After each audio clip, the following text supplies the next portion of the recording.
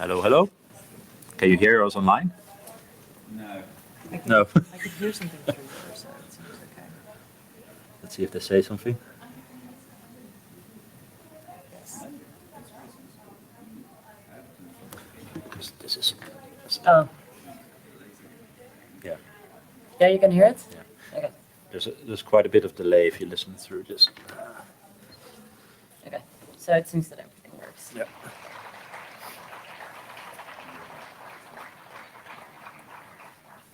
Has everything been going okay? Well, AV is a mess, but that's mainly because we have Maybe was a mess in another room as well. I was Yeah. this morning.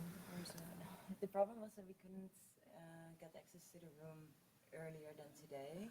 And the first session started at 8, so we were all here at 7, but an hour to set up and test is just super short. Yeah. So everyone has been working really hard to make it work, but it's just challenging. Yeah. Last year we got access on yesterday already. Yeah. I guess, on the educational Yeah, that day, helps. Yeah, we asked about that, but that for some reason was not possible. I don't know why though, because I was here yesterday and we had time to put up posters and the room was ready. Yeah. Well, we definitely need the AV people. That is true, that's true. That's But there were many AV people yesterday when I was walking around here for posters. Maybe they didn't have, I don't Yeah. know, not enough capacity or something. That's something we can improve, I think, when it comes to Yeah. communication with HVM, Yeah. seeing that we get access. But another issue is that even AV people are freelance, so they don't even know the system. Right? So they have their own equipment with them, and that works. Alrighty.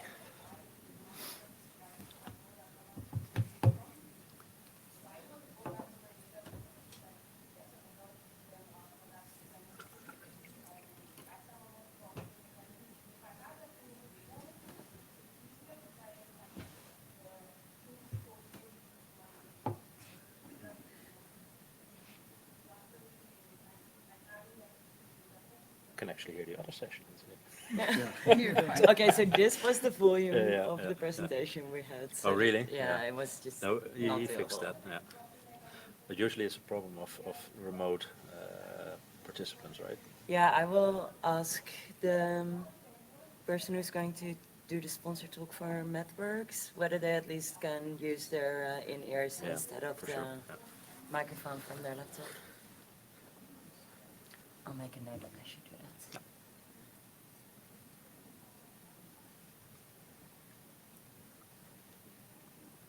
Because that did help with Lena this morning. Lena? Yeah. Yeah.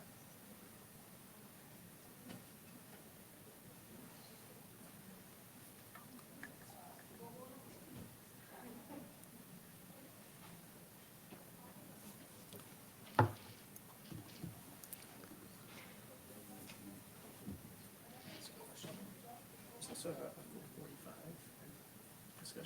discussion, same place. Is it like a second level discussion to this one? Are you building?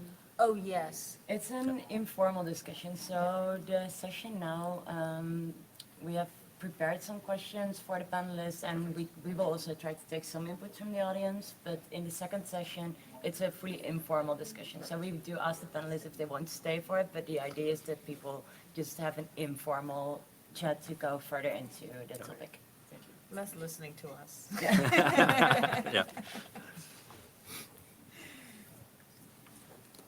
Yeah, I think we need to be very clear on that.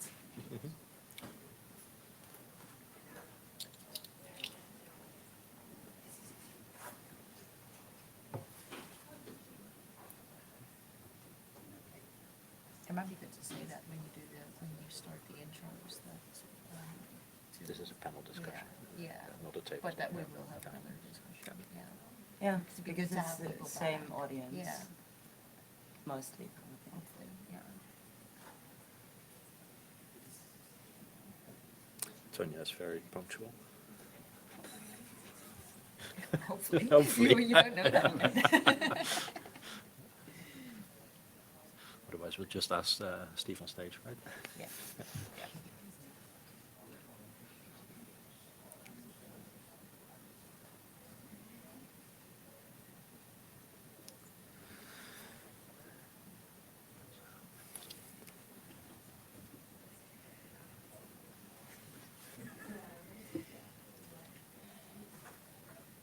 very punctual. Mhm. Or not. That's an optimistic perspective. She does know where it is, right?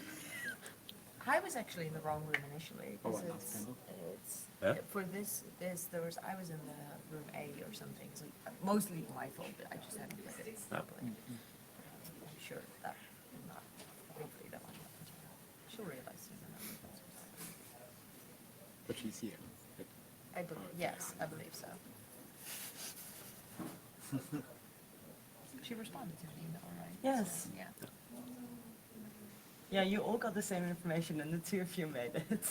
Yeah, I was. Apparently the I was information kinda- was not I was still wrong. confused about 245, 445, which one? Yeah. Both of them. Both is the Yeah. answer. Yeah.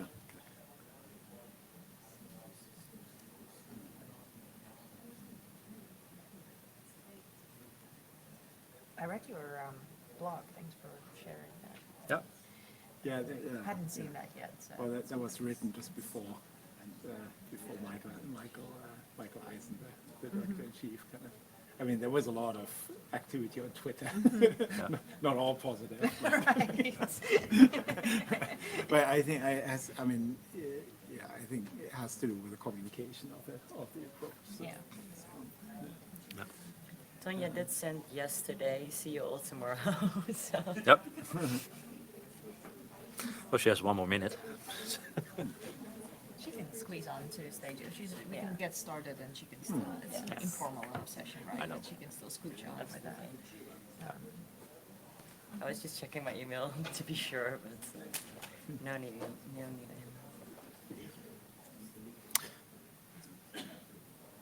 I think that's officially our cue then. All right, hello everybody. We're going to start this panel discussion. My name is Koen Haak, for those of you who have seen me yet.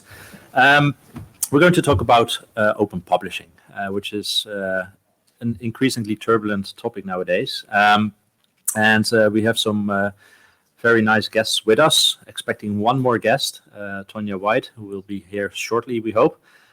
First is Janine Bijsterbos. She's here in a capacity as a former editor of NeuroImage, but also as a past chair of the Open Science Committee. And Jörn Diedrichsen, in this capacity as eLife editor, also wrote a nice blog about the current status of things, the new eLife publishing model, and Tonya White as a former editor-in-chief of Aperture Neuro. So, like I said, turbulent times. There has been a mass resignation at NeuroImage, starting up of a new journal to deal, hopefully, with some of the issues regarding increasing publication costs for open access publishing, novel models of publishing, people that start to refuse to review in this climate. So lots going on. And in preparing this session, we had some emails back and forth, and figured that it would be good to start off with a question, very basic question to ask first. And that's effectively, where do we see the role of journals and peer review for the future at all, right? Why not just put papers on bioRxiv, as you put it? So maybe, Jörn, can you elaborate a bit on that topic? Yeah, I mean, what's the what's the function of having journals anymore? I mean, now we can just produce PDF and put it online and be published in a way, and so I think, you know, we thought about it at eLife quite a bit and discussed a lot, both with Tim Behrens and with Michael Eisen, the editor-in-chief, and so the sentiment for the changes that have happened in eLife was always that you know, the realization that there are really two functions of peer review in journals. One function of peer review is to help authors make their paper better.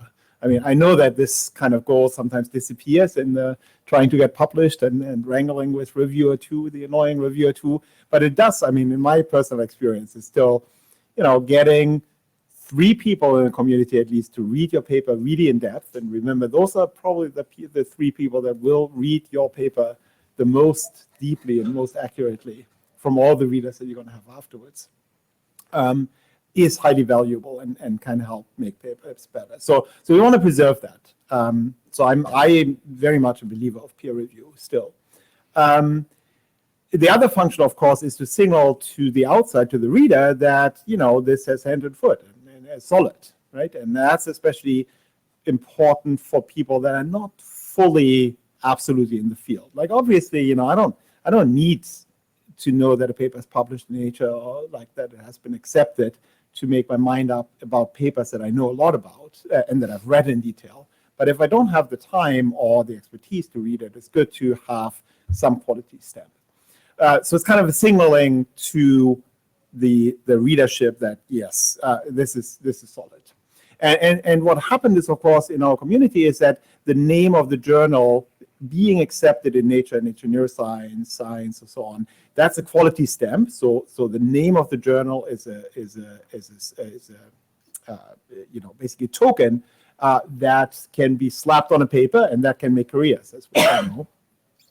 Because that's kind of the heuristic if we need to judge how productive has somebody be, or so on. We don't go and read their papers and see how good they are. We look at the journal title and see like where do they publish, and that tells us supposedly something about how good the science is. So a lot of the things that I think, what I hope in the discussion will come out is, are there ways to we clearly want to retain the making papers better, the peer review, but we can't just take away the function of journals to put quality stamps on papers, because clearly we as a community rely on these things as quick heuristics, and that has just to do with that there are only 24 hours in a day, and if you're on a job search committee, you can't read all the papers from all the candidates. It's impossible. So you need some quick heuristics, and so the New Relife model tries to kind of do this. But I think that's, to me, the two functions of journals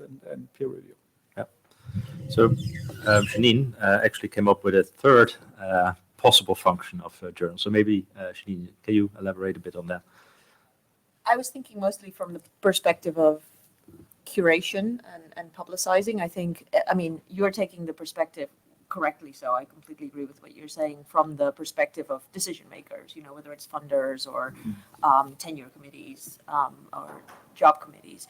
But I think also just for the readership, there's so many papers now that there are some journals that I will read a larger proportion of papers from than other journals, because I know that they've done the curating for me of like, this is the work that's relevant to what I do and what I'm interested in. And I think even if we could do away with impact factor, which maybe in an ideal world, I can't see the path to that immediately for all of the reasons that Jordan pointed out, but I think I would be quite happy to do that if we could. But I think even then you would still, even when it's not about quality so much, there's still a kind of topic curation that I think is helpful over and above the Twitter onslaught of of work. Right. So the list of topics that we want to discuss I feel need to sort of find their context, the way within this context, right? All these conflicting interests and possible reasons for like having journals and publishing in this way. So one of the first ones is it then necessary to start thinking about changing the way in which we publish? Oh, hello.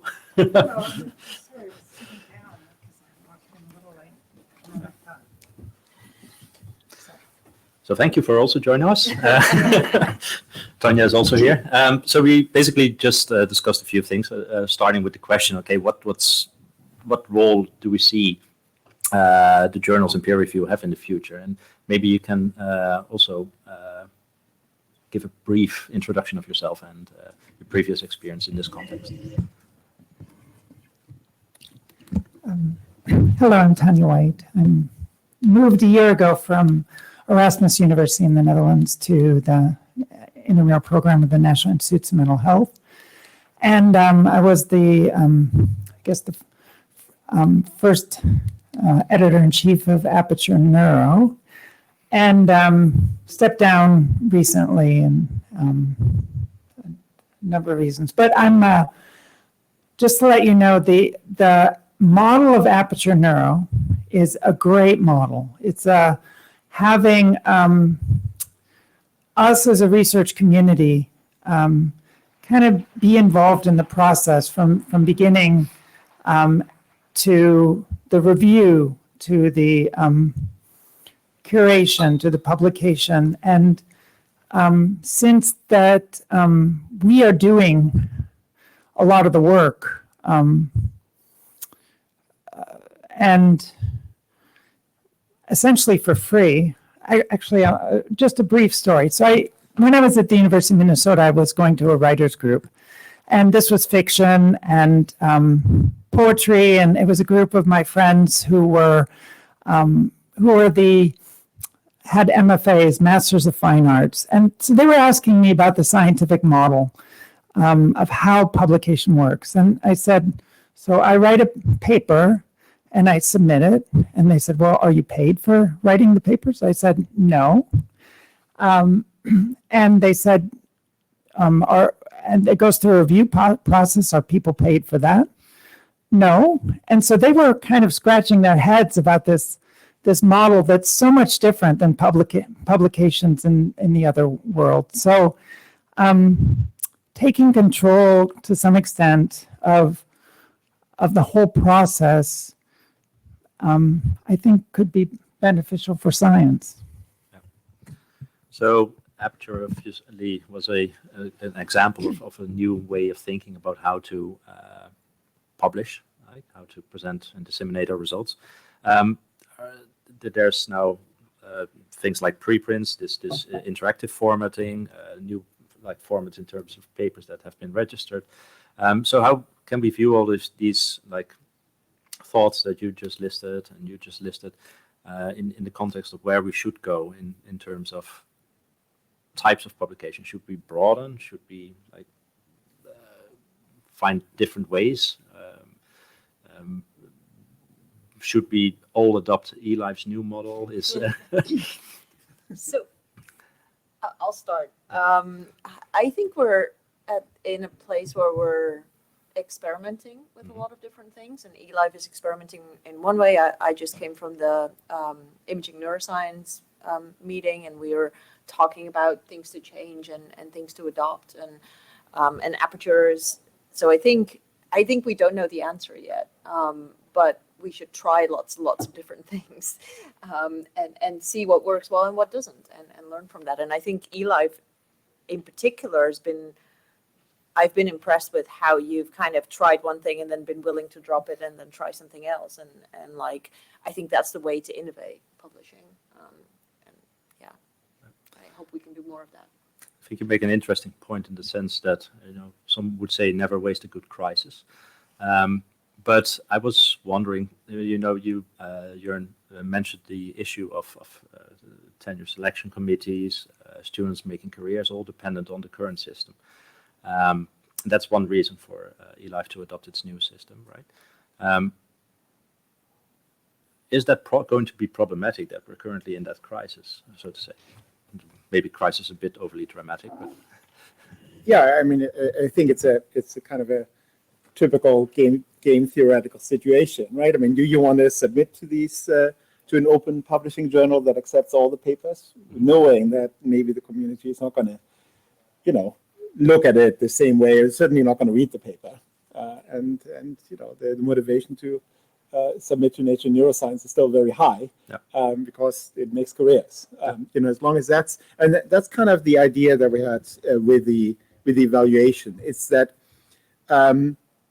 I mean, basically, maybe I should just really explain for the people who don't know the new eLife model, just because it has been misunderstood many different ways in the process. So the idea is that we get we review. So the paper is on bioRxiv. It's being submitted to eLife. There's still a triage stage where the editors need to decide, do we going to review this paper or not? And only 20% of the papers are reviewed. That hasn't changed, and that's a pure capacity issue. So we can't review all the papers. It's really basically, is an editor willing to spend the time to curate a paper? And are we confident that this will have enough interest from reviewers to find 3 reviewers actually willing to review it and provide high quality reviews? And then the first innovation of eLife was that the reviewers review the paper and then have the reviewer to review a discussion. And I think that, to me, as an editor and reviewer and author, has really taken out a lot of the arbitrariness out of peer review, because people just can't get away with just writing a cranky review and then getting away with it, right? Because they're confronted with the other two reviewers that are going to say, well, actually, I don't know if this is such a problem. And that's, so you have the summary of the reviews from the editor, from the post-editorial discussion. And most of the time, these are very, very high quality discussions. Very fun to have. Like, it's basically like having a journal club with 3 of your colleagues on a paper. The difference is that what we've done before was that as an editor, often the reviews were good and high quality, but people said, the reviewers themselves said, well, is this an eLife paper? Is this good enough? Is this impactful enough for eLife? And then you rejected papers after review, right? After all the work was done of curating it, writing a careful review, maybe, and so that seemed like a waste. And that's where the new system says, no, we don't want to do this. We want to publish the preprint with the reviews, with the response of the authors, maybe with a revision, and an evaluation that summarizes what we thought of the paper. So instead of giving it's accepted at eLife, it's not accepted at eLife, it's basically a grading scale, and it's a 2-dimensional grading scale. The first dimension of this grading scale is the importance. And this is how journal editors usually try to assess whether something is being reviewed. How impactful is this? From 1 to 6, basically. Fundamental, revolutionary, solid, interesting, valuable. And then the other dimension is how well are the claims that are made in the paper supported by the evidence. That's kind of the other dimension. And, papers fall in this 2-dimensional space. You can kind of like a 3C paper right in the middle is kind of your typical Journal of Neuroscience paper, where you can speculate where chronobiology and other journals fall that we know of. And so that was the idea, to have a kind of standard vocabulary for these things. There was a question back there? No, you just have a twitch. Yeah, okay, good. All right. And so we basically attach this evaluation summary to the paper rather than rejecting. And so then the authors can review. And now what I can do as an editor, the nice thing is that we can write in the evaluation summary, these and these things are solidly supported, but the evidence for XYZ for the last claim in the paper is inadequate or something. If that's being attached to the preprint, the first version on bioRxiv, or on eLife now, the preprint. And then once the authors review that, then this can be removed if they do a control experiment or basically write a good response or so on. The reviewers and the editor can decide that, okay, so now we're going to change our rating. And now that iteration is up to the authors when they say, okay, so now we're going to make it the version of record. So that's then the moment that it's being frozen in that version. That's the final version of the paper. It goes on PubMed. So a lot of misunderstanding of the model. We don't know how it's going to go. I don't think it's such a big change from how it was before, but that remains to be seen. So yes, well, one question that follows naturally, right? Is this is very laborious. It sounds like it. It involves a lot of work from a lot of people, and that means it's probably hard to scale up, right? And I don't.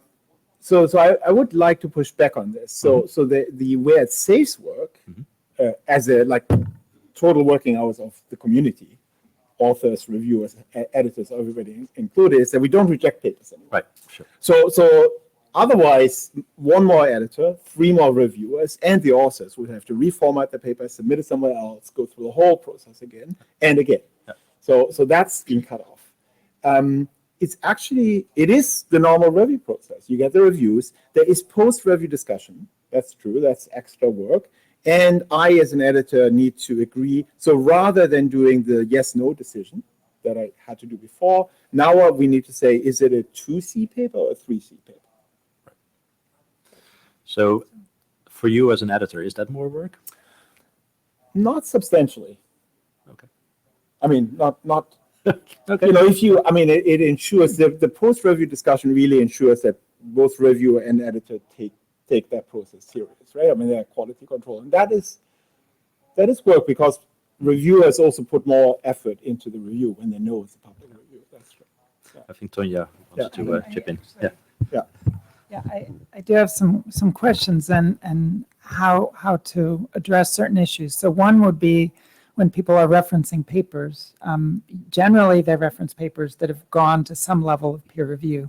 And the second, I think, important one is for the people in the lay, I mean, who aren't scientists, who they almost need some level of curation from the scientific community to say these results are trustworthy. Of course, as you say, every journal has probably different levels, but how do you think those are addressed? In this new model. In this I mean, new model? the way that it's addressed is not anymore with journal title. So the journal title, eLife, it only says eLife reviewed this, right? Okay. But on the paper, so if you look at the new format on the eLife website, so there's the abstract, and I think now above the abstract is the evaluation summary. So it might say that this is a great paper or an important paper or paper on an important topic, addressing this and this. The evidence for XYZ is inadequate, right there on the paper. Okay. So that's the curation that you get. So rather than just a yes, no, you get actually saying, the reviewers agreed with this part of the paper, but not with this one. So one reason that I was asking about how Yeah. much effort it costs to implement all of these new systems, and possibly there are other alternatives, is obviously that when you consider that all of this needs to be done for free, so to say, right, or at least at a low cost, as low cost as we can possibly make it. Isn't that at a tension with everybody needing to spend more time on going more in depth, ensuring quality? Well, the outputs of labs is going up and up and up. And in that context, without arguing for it, is there a need for profit publishing? For profit. No. No. Right. I'm just asking because that's probably what a publisher would argue, right? That there is a need for publishing, and what I'm very curious what arguments, if you are aware of them, are being put forward. What is the service that they could offer that we might be interested in that context? Okay, there. One argument is that there's a link between impact factor and cost, and so this is not to be clear, this is not an argument that I'm making or that I support, but that's to say that if you want a journal that has a high impact factor, you have to limit the number of papers that you publish in it, and because there is and because you have the high impact, people are willing to pay, and so this is the idea of market forces on cost. I think the other part of your question though was, should we get paid for doing the work of reviewing and editing? For transparency, Neuroimage and Imaging Neuroscience pay. I'm a handling editor at now Imaging Neuroscience, but I get paid a little bit. Well, at the moment, I don't get paid at all. At Imaging Neuroscience, we all agreed that until the new journal is up and running, none of us will take any payments. But once it's up and running and it's meeting its costs, essentially it's a non-profit, we will get paid a small stipend, but it amounts to essentially nothing. And I would say that it is part of being in a community to do this work, whether it's paid nominally or for free.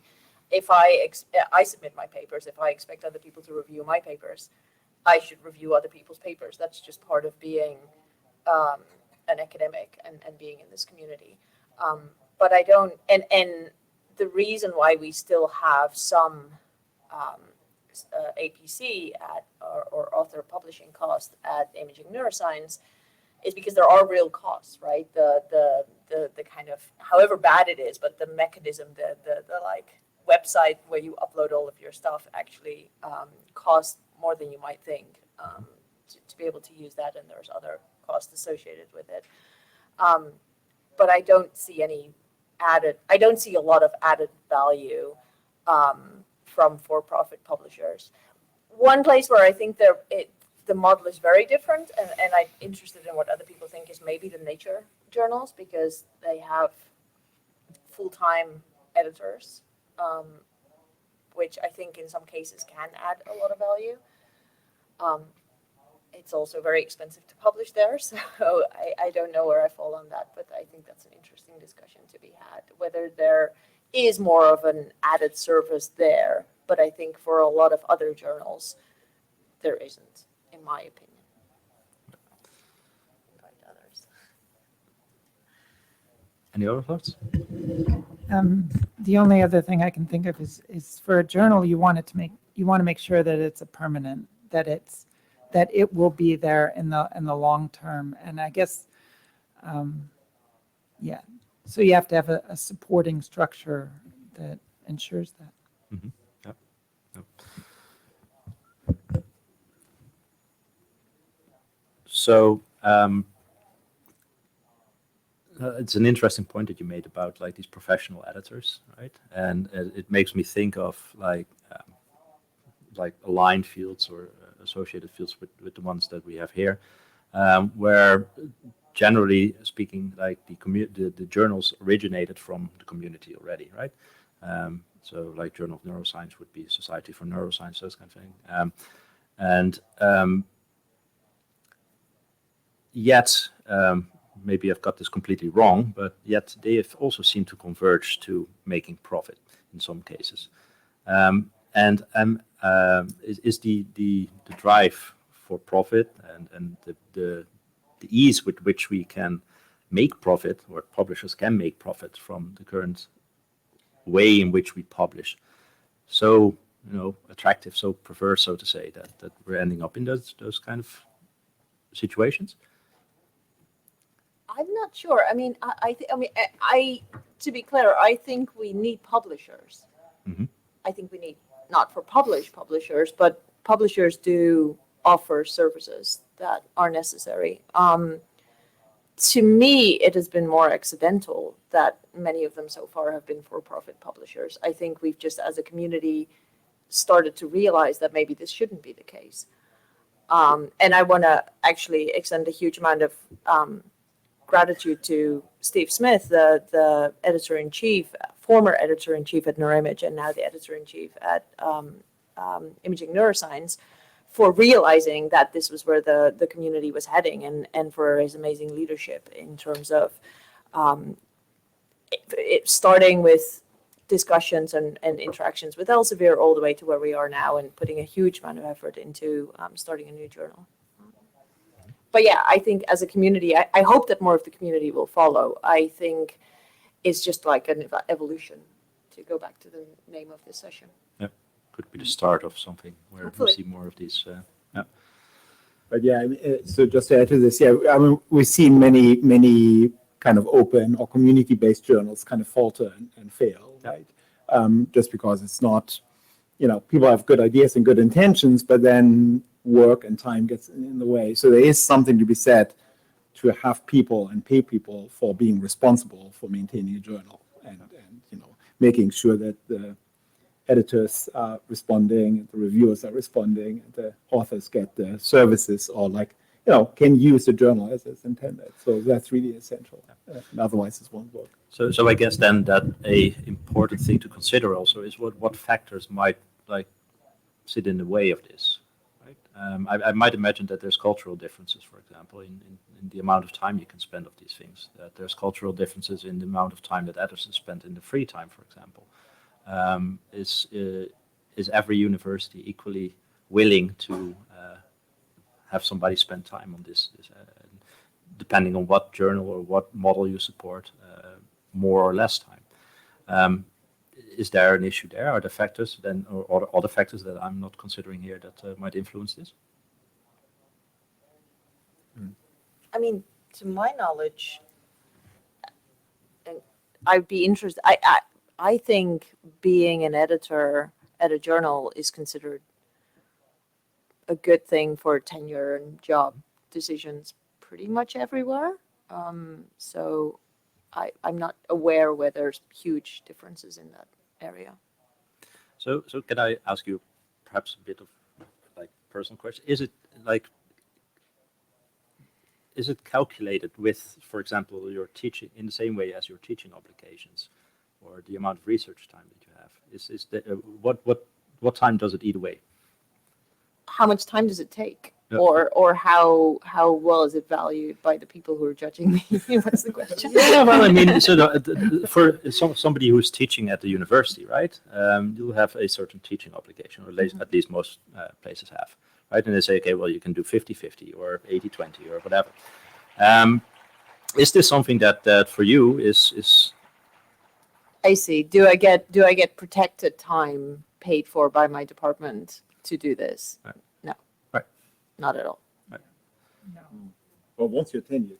Right. Right. I mean, I think editorial duties is still in tenure and promotion committees is definitely taking into account. What's not at all rewarded right now is reviewing, and especially good reviewing. So that is something that basically it ends up in a yes/no decision. The only thing that that the new model has to offer, unfortunately, right now is that you will see the review out together with the paper, and often those reviews are really, really good and really worth reading. So if you haven't done it, I would encourage you looking at some of those reviews. They're quite high quality and really add to the paper if you have a journal club on them. But yeah, I mean, maybe that's a question to everybody. Like the models of like tracking who reviewed. I know that ORCID has like some you can register, and some journals starting to do this. I mean, it hasn't really taken off in any feasible way that I can see. I don't know if there's. I mean, that seems essential to really recognize good reviewing of people, because some people do and some people don't. Yeah, or it reflects, like the fact that it didn't take it reflects the fact that people don't necessarily value it as much as they ought to.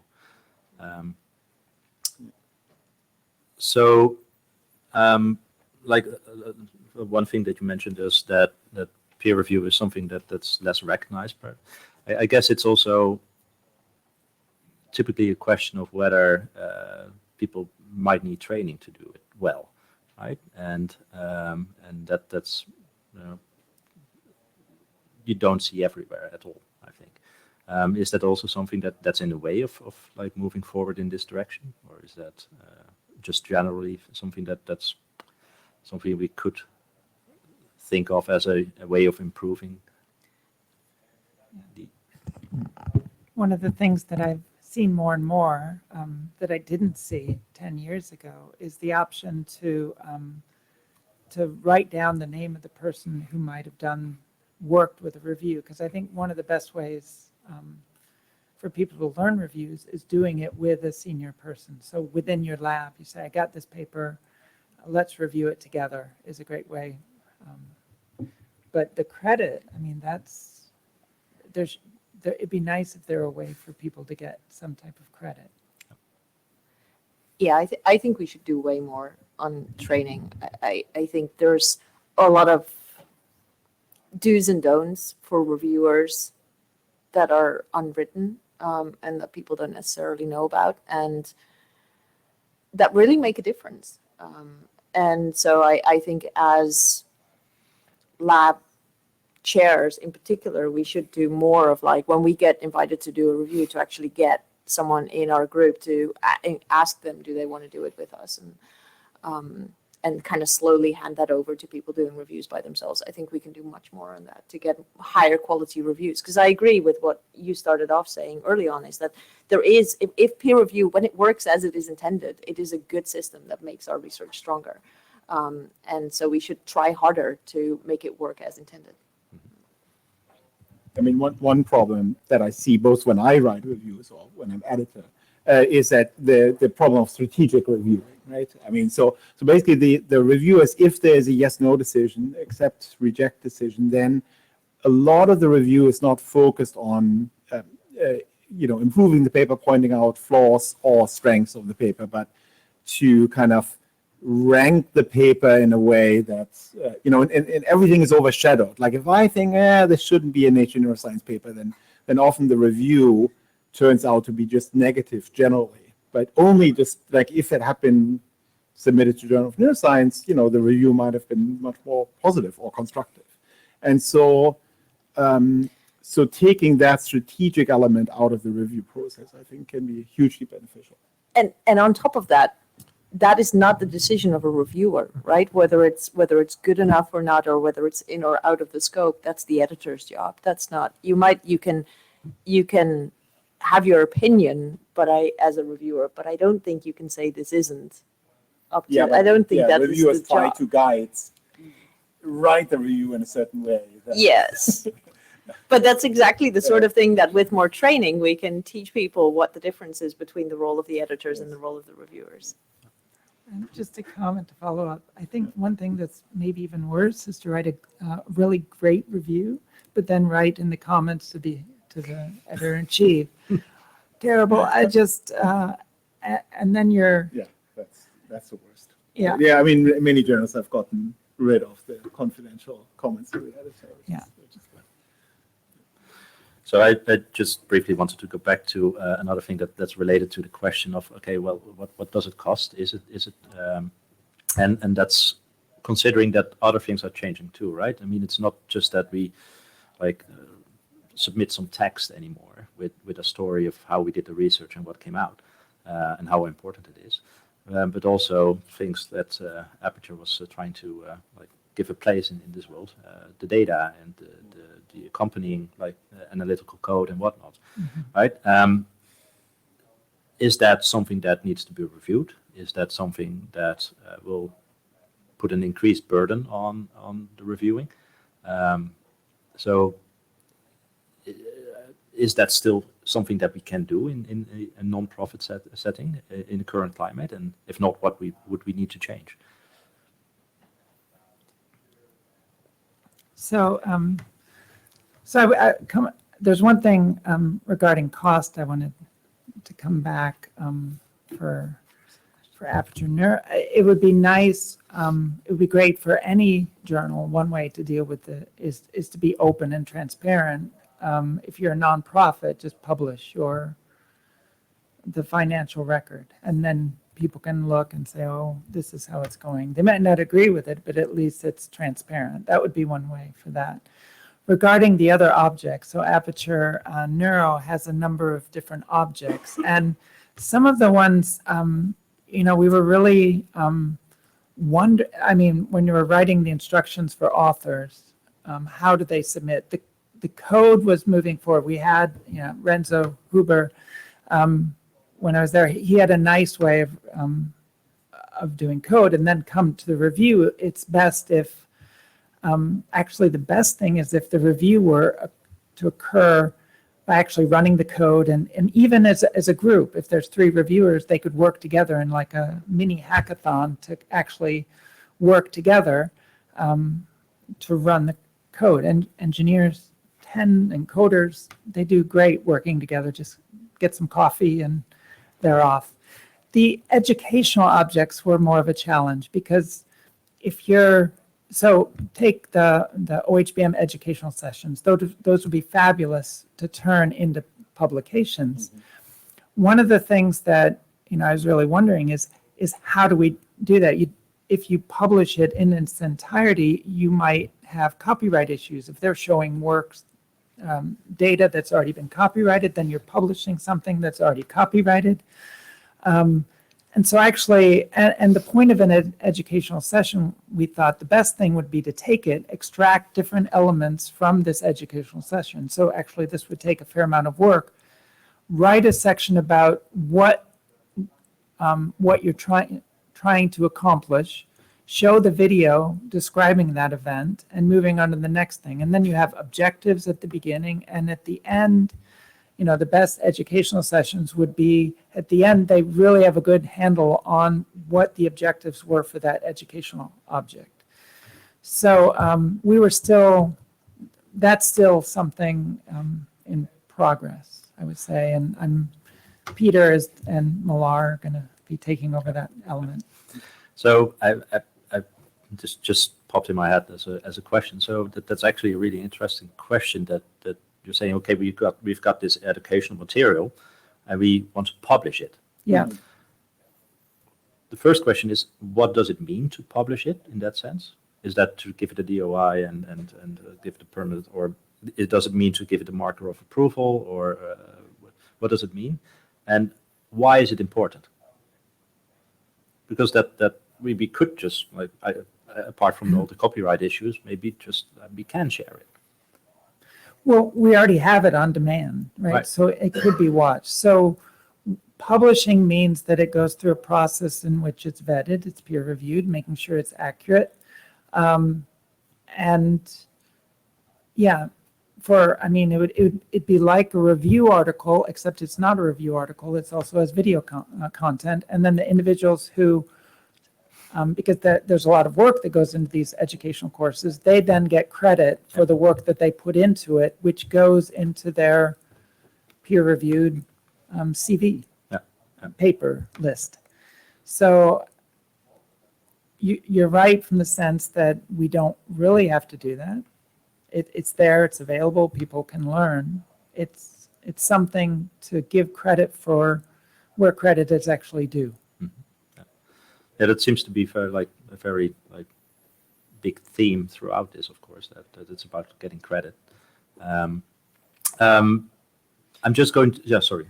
Yeah. About credit, the nature journals are now giving reviewers the option to be named upon publication of a paper, which I think that's kind of nice. I don't know if anyone is actually paying attention to it in terms of people who are in decision making or on tenure committees and things like that. But I did think that was an interesting direction. Yeah. I think it's interesting to see what happens with that.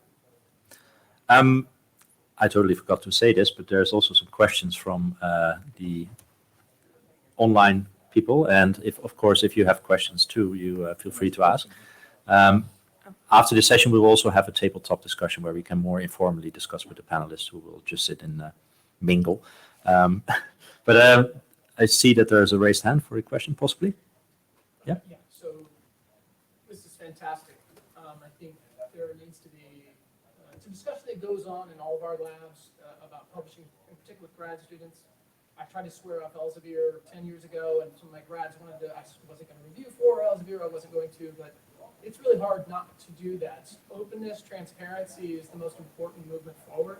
The problem, we just did a review paper looking at the percentage of neuroscience papers published every year, and it increases by about 4% every single year against the history of neuroscience. Can you speak a little bit to the volume? You look at PLOS, you look at scientific reports, the number of papers coming out, and with respect to eLife, which I love the idea, I really do. I think that is truly open, that is truly transparent. How do we do our lit reviews? How do we achieve a thorough review when we are reinventing the literature every year by 4 to 7%? So this scientific throughput, like science by volume, is the problem, right? So maybe you could speak to that throughput and how we handle that.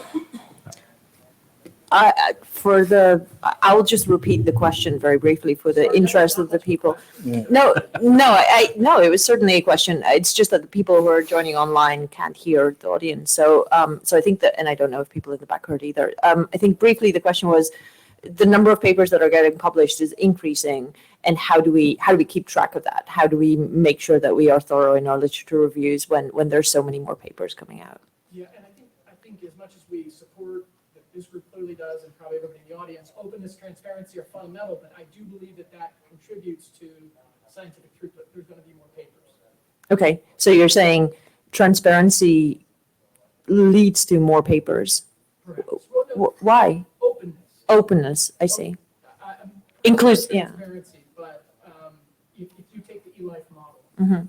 or if we're talking about scientific contributions by upload to bioarchive, which are actually reviewed by more than 3 reviewers. It's a viable way to get reasonable feedback in your science. Now, maybe some of those reviewers may be postdocs or grad students and may not have expertise, but you can have 80 reviewers on bioarchive where you get 3 or 2, often 2 from a journal, right? But that that's more material for everybody to go through. So that's the point of the comment question. I think it's going to be a matter of experience how this new model is going to change the number of submission and number of articles. The question is, if metrics, what encourages people to just put out a lot of articles? And the answer is, well, if you have a lot of publications on your CV, you might do better in grants and job applications. Now, numbers is not the only thing that counts. So there's always a strategic decision. Do you go back and really try to nail this? Do you try to, for example, a new eLife model, are you trying to really sort out the last control experiment and put it into that paper and get a better rating? Or do you just walk away from it and just publish a new paper, right? That's another incremental advance. And so I don't know where that's, I could see it going both ways. I hope that it's going to go more to less publications and higher quality. That's something that this model can encourage. But that's an open question. What to do in general to the problem that there are a lot of papers that will be published never being read and just form sedimentary layers of knowledge that we're going to accumulate over the years. That's just what it is. That's just reality, I think. I don't know. I'm curious if I can ask a question. Yeah. When you were having the discussions at eLife whether to go for this model or not, how did impact factor into this? So it seems like if you're accepting more papers and it's not necessarily on the quality, then are you anticipating a reduction in impact factor? Well, that was the main argument, or the main counter argument against this model. That's saying like, oh, you're ruining eLife because you're accepting everything, impact factor will go on the floor. The idea is actually that, and we need to see if that becomes reality or not. The idea is to have, people focus in this evaluation summary on the negatives, but we actually the initial idea was really to focus on the positives. So we wanted at eLife a mechanism by which we could signal to the readership, this is a paper that ought to have been in Nature, but it's in eLife. So we're going to give it like a foundational, compelling paper, right? And that quality mark it's going to be pretty rare, even under eLife papers, and it should be a quality mark that marks those papers, and it should encourage people to not to submit to, feel that they need to submit to Nature and get into Nature to have it seen. But can get a stellar evaluation in eLife, and so that's a way of trying to encourage that high quality publication without all the strategic wrangling you have to do to get into those journals. So when people go on PubMed, where will when people go on PubMed, the paper will be in Nature, is that right? No. Or the paper will be in eLife? In eLife. In eLife. Yeah.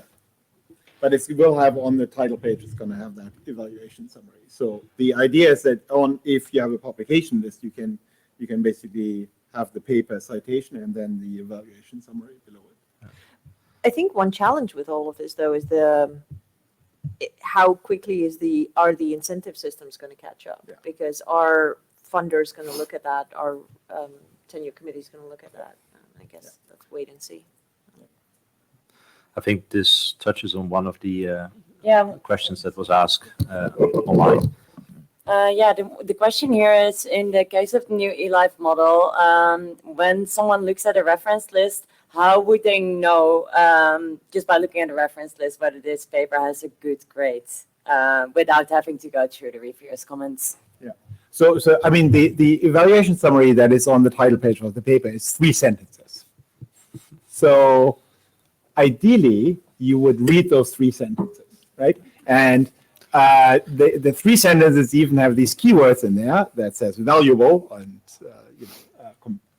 compelling on this 2-axis scale. You can look up this thing. When we proposed it, we wanted to actually have a lettering number system. So letter from 1, like absolutely foundational paper, to 6, We don't understand why it's important at all. And the quality from A to F, like A, absolutely landmark and beyond the state of the art, and F just not, inadequate. And so you can think about a 3C paper, and then you could have had an eLife 2B or so. Okay. So that was my suggestion. Unfortunately, that got voted down at the editorial discussion, just because people were, I guess, too much reminded of primary school. They didn't want to get like 3 F grades, and so I, as a German, thought that was just okay and fine. But I would be happy to have a lot of 3Cs and 4B, 4D papers and so on. That's just what it is. I mean, that's what science is. But ultimately, that might be a system that the community might want to adopt at some point. That really, it's a question of how short does a heuristic have to be, right? And the decision at eLife was that the 3 sentences ought to be short enough for people. So maybe that's wrong. I mean, maybe you really need the one single journal title, but then you can still extract the lettering numbering system from those keywords. So There was a raised hand in the audience as well. yeah. If you want to come forward, you can talk in the mic. Anyone? Yeah. Okay, I have a question. You were saying about how high impact journals keep the fewer papers published. Well, they produce scarcity, so they can sell their product at a high price. That's market economy. But could we change these by shifting our focus from journal metrics to article level metrics?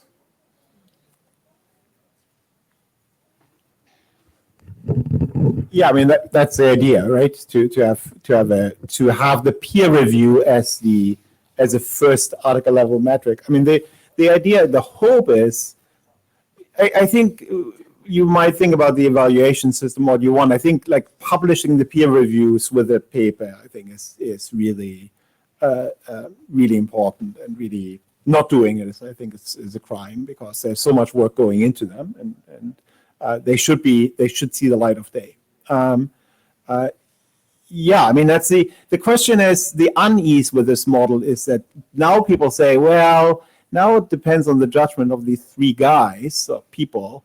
They're going to give me a 4D stamp, and that's not what my paper deserves, right?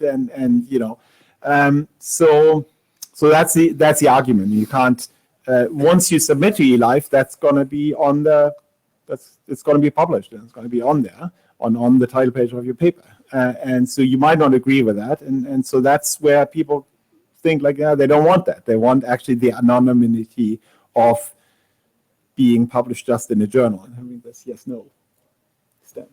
There is an online question that relates to that in the app, Yeah. and that is about whether being anonymous as a reviewer also results in more honest and better reviews. And I know that some journals also have been thinking about what happens if you don't show the author names on the paper before reviewing. So what is your thoughts on this, both on the author and on the reviewer end of being anonymous? Yeah, I mean, the anonymity of reviewers. So eLife decided to not reveal the names of the reviewers at all, so not allow that at all. But obviously, you're not anonymous as a reviewer to the editor and the other reviewers, and that, in the post-review discussion. And that, I think, gets, to some degree, a good compromise, right? It forces reviewers not to hide behind, reviewer 2 label. They can't just write a crappy and cranky review and say, doesn't matter what I did, because they need to stand up to the other reviewers and defend their opinion. So that's good. I often sign my reviews, and I feel split about it. I mean, it has pros and cons. So I think the categorical decision not to publish reviewer names is I think, right. But there needs to be some credit, yes. And that hasn't worked yet, right? I mean, if somebody has a brilliant idea how to do that, I'm all ears. It's hard to train graduate students if they have to sign as a power differential. And I think it'd be really hard to get them Yeah. I wouldn't want my graduate students signing a review, if, Yeah, it cuts both ways, but it's a tricky topic. no, but that seems to be a decent compromise with you. And that's one of the reasons why in Aperture Neuro it's decided that people could decide whether they wanted to make it open or not, because junior people may not want their names on something going to senior. I think there's a comment in the audience. Simple question. What do you think will be the percentage of papers in 6F category? The question was, what is the percentage of papers in 6F category? Zero, unless I mean, ideally none. I mean, there is still the editorial triage stage, and so that is a yes/no decision. And some people, I mean, the interesting thing is that in the discussion there are two camps of people, right? People that just hate the new system and actually want to just have a yes, like go back to the accept reject nature model, and then people who say this doesn't go far enough and you should really do everything. But I think, I mean, that's kind of the, there is a chance, there is a very small chance that a paper makes it through 3 editors reading the paper and chiming in. That's kind of the pre-discussion already. Makes it through that, and then in peer review, suddenly you discovered like that one completely fatal flaw. That's not sure how likely that is, but yeah. Huh?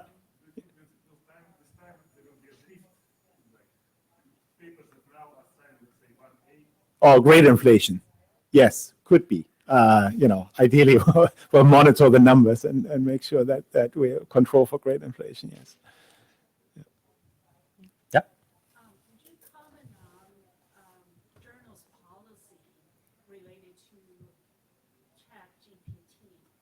Oh. Science would just say absolutely not, and some journal allows it. I mean, it's very confusing. Students are asking, and editors don't know what to do when they got paper like that. The question is about what the journal policies are for ChatGPT. I'm not sure that we have one at Imaging Neuroscience yet. Well, the tools are not quite. I mean, how do you tell that it's ChatGPT and not a human author? Can take over copy editing.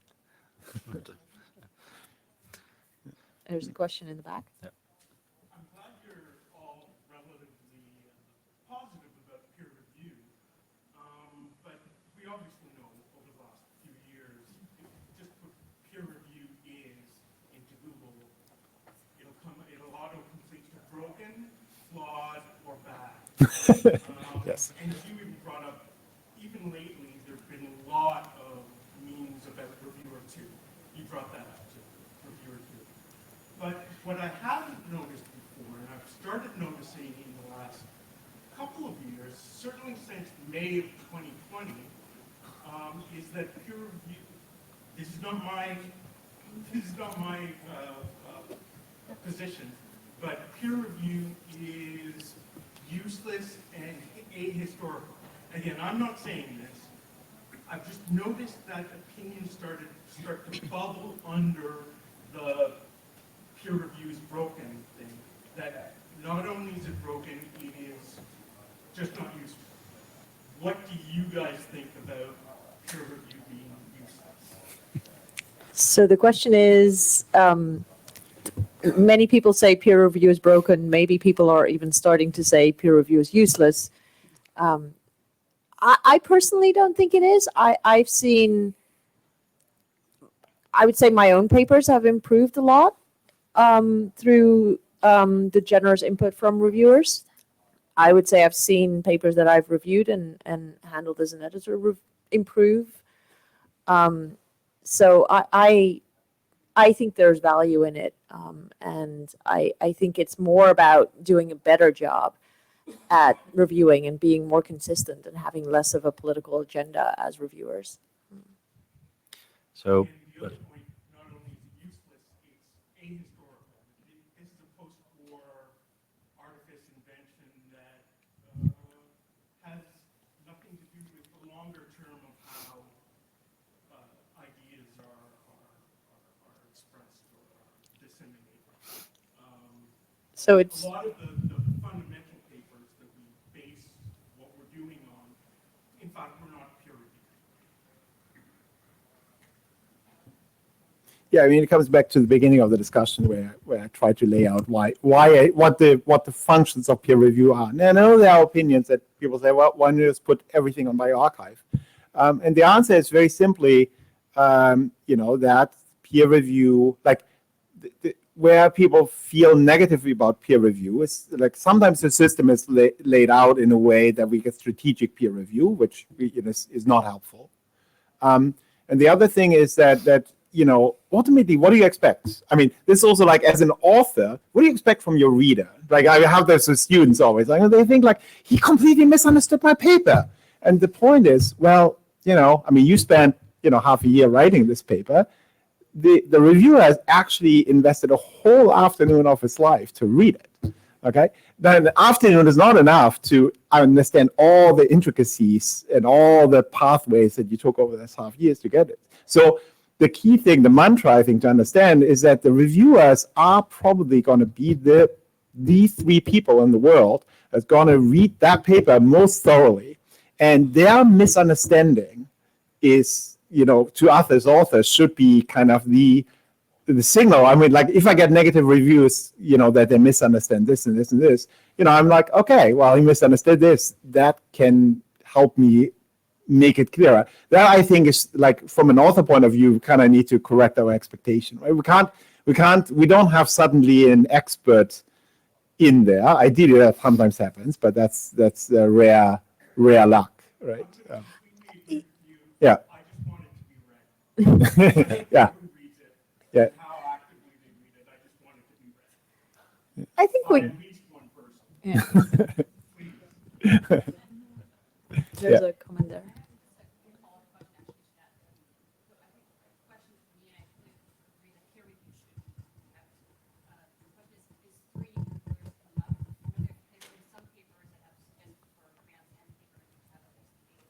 I know it's not possible to get that many people in paper. The question that I could think of is, would you think it's possible to take, now that on bioRxiv we're able to review the papers, to take those into account in the journal, like the peer review process, as well as the training? So I think there have been a lot of discussion about post-review, post-publication review. And I think some of the hope is to at least publish the reviews so that you have a starting point, that post-reviewers have a starting point to add to those reviews and comment on them. And I'm not quite sure where the technology is right now on bioRxiv to do that. You can comment, but you can't submit an official peer review, post-publication review. But I think that's something I would like to see. Realistically, just putting, I mean, physics does it, right? When they put people on papers on archive, and then there's post-publication review, and it works in that community. I'm not sure that it would work in neuroscience, but yeah. We're just one more brief question because we're ending the session. But go ahead.